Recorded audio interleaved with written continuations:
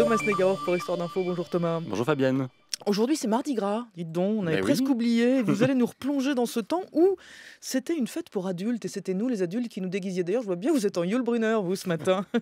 Le compteur est à moins 61 ans. Vous êtes en clown, vous, Fabienne, ce matin. On revient le 22 février 1955. Et comme aujourd'hui, c'était Mardi Gras, le Mardi Gras chez les chrétiens marque le début du jeûne, du carême. On va retirer de la table la chair, le gras, en latin carne levare, qui a donné carnaval. Et on va surtout se déguiser et arborer des masques qui, il y a plus de 60 ans, étaient encore fabriqués de manière artisanale en France. Et les adultes en achetaient beaucoup pour eux. Pierre Tchernia est ici dans un atelier de fabrication de masques à Paris.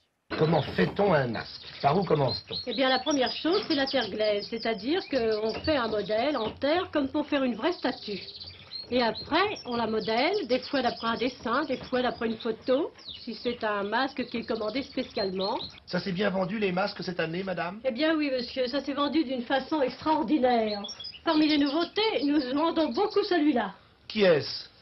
Imaginez-vous, c'est François Ier. François Ier trouve un tel regain d'actualité? Non, en réalité, c'est pas François Ier qui a du succès. Mais les marchands ont trouvé qu'il ressemblait à l'abbé Pierre. Et ma foi, nous le vendons comme étant l'abbé Pierre. Oh bah ça alors, l'abbé Pierre en tout cas, superstar du carnaval 1955. Et oui, à l'époque donc, le jour de Mardi Gras, les adultes se déguisent, sortent, vont danser parés dans leur déguisement et leur masque donc. Mais cette période festive, si proche de la guerre, ne l'oublions jamais, se refermera bientôt.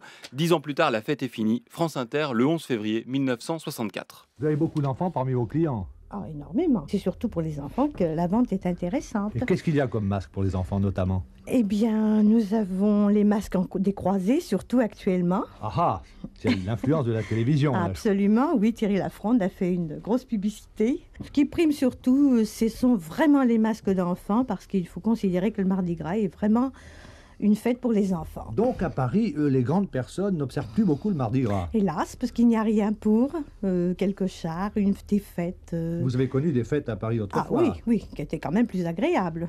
Il y a donc un peu plus de 50 ans, le Mardi Gras n'est donc plus une fête pour les enfants, rassurons-nous. Hein. Fabienne, je sais que vous adorez ça, les soirées déguisées ont pris le relais, un peu comme si les adultes ont toujours besoin de ce rite de défoulement de ce masque et de cette fête qui instaure un temps pendant lequel il est possible de s'affranchir des règles et des contraintes du quotidien. Et pour passer la main à Thierry Furil, un peu de culture pour terminer. Derrière mon loup, je fais ce qu'il me plaît. Me plaît.